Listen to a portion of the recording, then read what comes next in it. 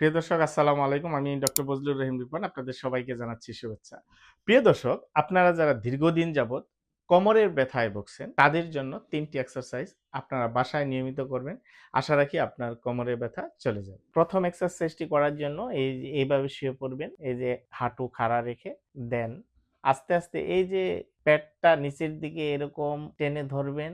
হ্যাঁ, পেলভিকটা একটু টিল্ট করে ধরবেন এই যে এইভাবে ৫ সেকেন্ড ধরে রাখবেন, আবার রিল্যাক্স। আবার এরকম রিল্যাক্স। এইভাবে ১০ বার এই ব্যায়ামটি করবেন। দ্বিতীয় ব্যায়ামটি হচ্ছে এই পজিশনে শুয়ে কোমরটা আস্তে, আস্তে যেরকম উপরে ধরে রাখবেন ৫ সেকেন্ড, দেন আবার রিল্যাক্স। আবার এভাবে ৫ সেকেন্ড ধরে রাখবেন, দেন রিল্যাক্স। এভাবে ১০ বার রিপিট করবেন দিনে ৩ বার। ৩ নাম্বার এক্সারসাইজ হচ্ছে, হ্যাঁ, এরকম ৫ সেকেন্ড ধরে রাখবেন, আবার ব্যাক।